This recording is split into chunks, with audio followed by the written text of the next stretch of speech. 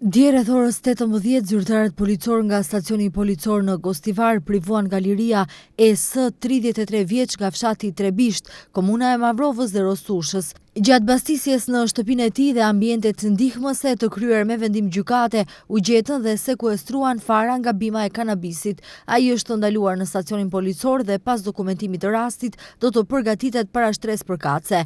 Dje rreth orës 10:30 në qendrën për çështje sociale në Tetov, zyrtarët policor nga sektori për punë të brendshme Tetov privuan nga liria 33 vjeçarin AI nga fshati Bogovin e Tetovës, duke vepruar sipas kallëzimit të mëparshëm se ka sulmuar fizikisht djalin e tij të mitur në ambientet e qendrës. Ai është mbajtur në stacionin policor dhe pas dokumentimit të rastit do të përgatitet para shtresë përkatëse. Dje rreth orës 13 në policinë e Mavrovës, 41 vjeçari FD nga Gostivari ka raportuar se rreth orës 12 në një objekt hotelerik në Mavrov është sulmuar fizikisht nga personat DS dhe DD, po merren masa për zbardhjen dhe dokumentimin e rastit.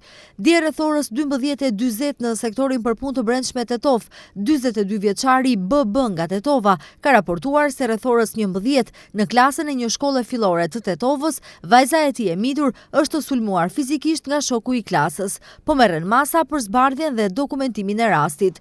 Mbrëm pas mesnate në orën 2:10 në departamentin për punë të brendshme në Gostivar, 50 vjeçari BE nga fshati Gradec ka raportuar se një ditë më parë, rreth orës 21:30, djali i tij i mitur është sulmuar fizikisht nga personi MM nga i njëjti fshat, po merren masa për zbardhjen e plotë të rastit. Mbrëm rreth orës 21:20 në stacionin policor në Gallat, 38 vjeçari MM nga fshati Debreshi i Gostivarit ka raportuar se në afërsi të shtallës së tij në vendin e quajtur Ropaik ka shpërthyer zjarr, gjatë të cilit janë djegur plotësisht rreth 250 tufa me barë dhe kasht. Nuk ka të lënduar, ndërsa zjarri është shuar nga ekipi i njësitit territorial zjarfikës të Gostivarit. Një ekip nga departamenti për punë të brendshme Gostivar ka inspektuar vendin.